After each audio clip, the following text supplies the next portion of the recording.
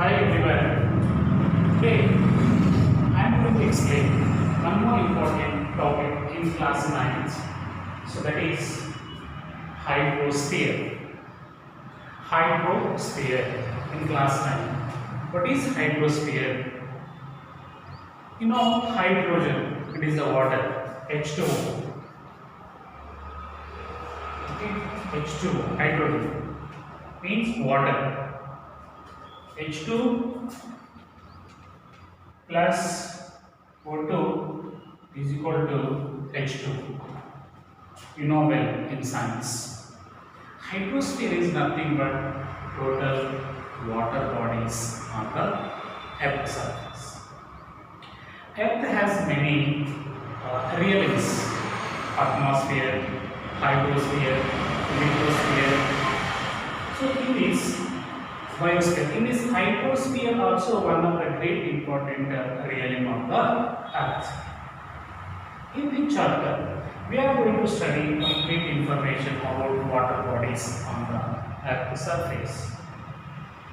See, Earth is one of the unique planets on the Earth. We have water and air, lot of natural resources, minerals in the Earth, plants, trees. Okay, so that we can call this is the unique planet.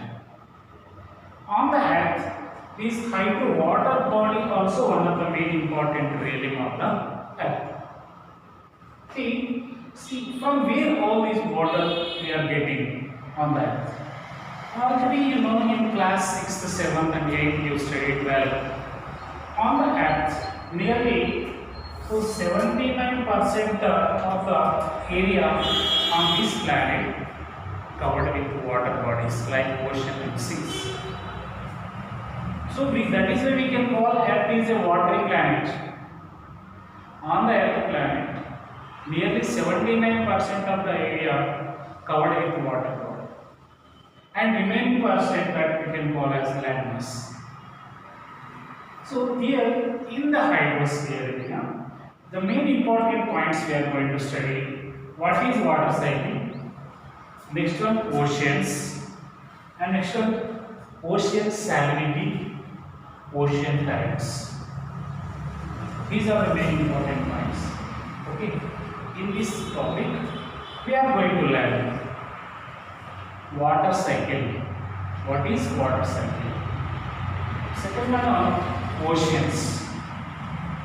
The definition of ocean, which area, which place we can call as a ocean, total how many oceans are there. So that point we will discuss in the chapter. Next one on ocean current. What is ocean current? So that also we will study in this lesson. Next one on ocean salinity. Salinity means salt percentage in the water. Already you know that total ocean water is a saline water. Completely ocean water, useless water. No use for drinking, no use for agriculture, no use for industries. Because this ocean water is totally saline water. And salinity means salt percentage in the ocean. And how is the temperature in the ocean water? Okay, so these points we are going to discuss in this lesson. So first one I am going to explain about water cycle. Water is an important resource. It is a natural resource. Every living being compulsory they need water. Without water, plants and animals, all the human beings, all living beings will die. So it is a very important resource. It is a very important natural resource. So water is essential. Which water? Not salt water. Fresh water we need for drinking. Okay. So water is a renewable resource. Resources, natural resources again we classify into two. One is renewable resource, non-renewable resource. Renewable resource is nothing but the resource which we can reuse. The resource which we can reuse, that we can call, the resource which we can regenerate, that we can call as a renewable resource. So water is a renewable resource. This water we can't remove completely. Once you use the water, that water it will form in other way. Again it change the shape and finally we get the same water. There are some steps, there are some stages. So water we can't remove completely. So only it is a renewable resource. It change the shape. Again it will form the same shape. It will again it will create. So this is called a renewable resource. So this water cycle I am going to explain. What is water cycle? You know, it is here I clearly mentioned very clearly water cycle. In class 6 also it is there and 7th class also it is there. What is water cycle? See, on the earth's surface, due to the sunlight or due to the heavy temperature, because earth always receives the sunlight from the sun, water becomes heat due to the sunlight. So water takes more time to become heat. Earth takes less time to become heat. So the sun releases heat and energy continuously. Earth receives the sunlight continuously. So due to the sunlight, the water bodies which are there on the earth's surface, that water body becomes heat. So this heat, due to the temperature, the water which is there in the liquid form, it will evaporate. The water it will evaporate, means it will. So that due to the sunlight, okay, these are let's see here. So due to the sunlight, water becomes heat, and you know, you just take one bowl and you just pour some water in the bowl, keep on the stove. See, after some time, the water total evaporates. You can't see the water in the bowl because of due to the heavy temperature, the water total evaporated and it will mix it in the atmosphere. It mixed in the atmosphere. So same on the Earth's surface, due to the sunlight in the summer season, the water will evaporate. This process is called evaporation. This is called evaporation. See, from the plants water will evaporate, from our human body water will evaporate, from the oceans water will evaporate, from the seas water will evaporate, from the rivers, lakes, dams, from any areas, whatever the water bodies are there on the Earth's surface, due to the heavy temperature, it will evaporate. Next, after the evaporation, next is the evaporated water it will transform one place to other place due to the wind force. The evaporated water which is there in the atmosphere, it will transport one place to other place due to the wind force. Due to the wind direction, it will transform one place to other place, and it form like a clouds. We can call that condensation.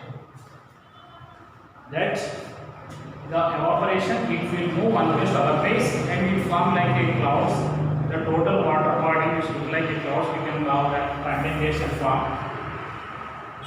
So after this, next, so when this condensation, when the cool air will touch these clouds, when the cool air will touch these clouds, what happens? You know, automatically this water vapor again it will become like a small droplets.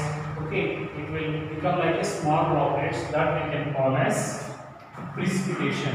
That we can call as precipitation, or it will fall on the earth's surface like raindrops. Okay, that is called precipitation. And next one, after the rains or precipitation, when water droplets will fall on the earth's surface, these water will flow on the ground. The water will flow on the ground, or the water will flow. On the ground. We can call that runoff. The water will flow on the ground again. We can call as runoff. And some water, when due to the rains, this precipitation, when the rain droplets will fall on the ground, so the water will goes inside the earth. The water drops and water which falling on the earth's surface, it will goes inside the earth. That we can call groundwater. So when it going into the earth, inside the earth, some places in the like rock areas, some places the groundwater will store. Okay, this is called groundwater. Again, the human beings nowadays by digging borewells, okay, by digging the earth, tube wells, the people are by sending pipe, they are getting water from the earth. This is called groundwater. Next one, runoff. The water will flow on the ground. Again, this water will go and reach the lakes, rivers, and oceans. Next, after that, again, due to again summer season, again the water will evaporate. Next, it will transform. Next, again, it will form like a clouds condensation form. Again, it will fall like a small rains. And next, it will run off and it goes the groundwater. So it is look like a chain system, or it look like a circle or like cycle. So we can call that this is a water cycle. Because water, it is a renewable. We are not completely removing the water on the earth. It is only changing their states, and again we are getting water. It is like a circle. So we can call this water cycle or hydrological cycle. Hydro means water cycle or hydrological cycle. Both are same. So this is the main important about the water cycle: evaporation, transportation, condensation, precipitation, and groundwater runoff. Okay. See, when the rains or the water will fall on the ground, what happens? That water will flow from upwards to the downwards, from hill areas to down areas. Water will flow. At the time, there are some grass, plants, trees will stop the flowing water. So at the time, that water will goes inside the earth. Automatically, the groundwater level increases. And we are constructing many check dams and projects. Okay, and by this we can increase the groundwater level. This is called the water cycle. Next one is that oceans. You know very well already, just now I told very clearly, on the earth's surface, large area water bodies, the total water bodies which are there on the total oceans and seas.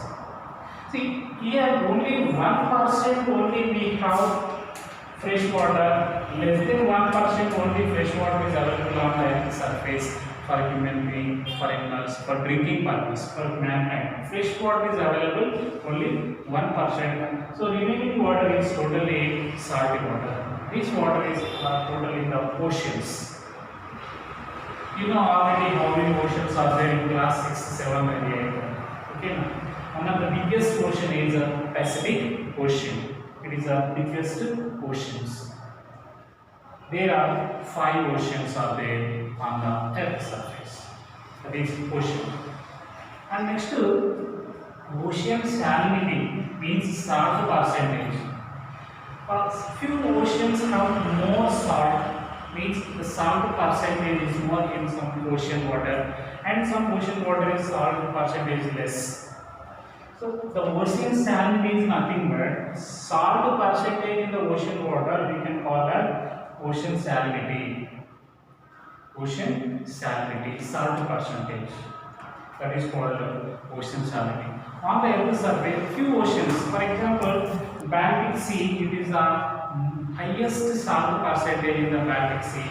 Okay, but these salinity is depending on the fresh water which is joining in the ocean and seas. Suppose you just take any one of the ocean, if more seas are joining in that ocean and sea, automatically salt percentage will be less. Okay, and few oceans have more salt percentage, and we can call that highest salinity. Highest salinity in that ocean. Baltic Sea is the highest salinity. And temperature. The sunlight, due to sunlight, earth becomes heat immediately and water takes more time to become heat. And earth becomes cool immediately, but water takes more time to become cool. there is a lot of difference between land mass and water body.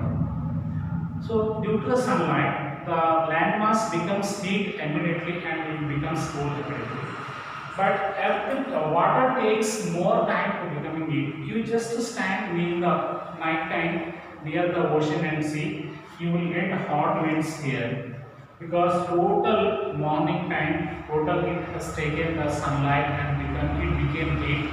And night time, the water, these ocean and seas will blow hot winds from the ocean to the earth. Hot winds will blow, hot winds will blow. Okay, because water takes more time to become heat, and it takes more time for becoming cool. But earth is not like that. Earth, it becomes heat immediately and it becomes cool immediately. That is the difference. And next one, ocean currents. So ocean current is nothing but the movement of ocean water. We can call that ocean current. The movement of the ocean water we can call as ocean currents. See, ocean currents also depending on the wind speed. Depending on the wind pressure, sometimes high currents, sometimes low currents, and warm currents, cold currents. Different types of ocean currents. Warm currents, cold currents. And sometimes the ocean water will move very fast. Okay, sometimes very slow. That depending on the wind pressure. So ocean current is nothing but the movement of ocean water we can call as ocean current. Okay, so the formula of water cycle I will tell you simple one of the formula. RF is equal to RO plus AT. RF is equal to runoff, because from the ocean to the water will operate and it will transfer, condensation, precipitation, again it will form and raindrop. So and runoff. So runoff is equal to RO plus AT. This is the simple definition of water cycle. RF is equal to RO plus AT means runoff is equal to, and runoff is equal to, rainfall is equal to runoff plus evaporation. This is the main important formula for the water cycle.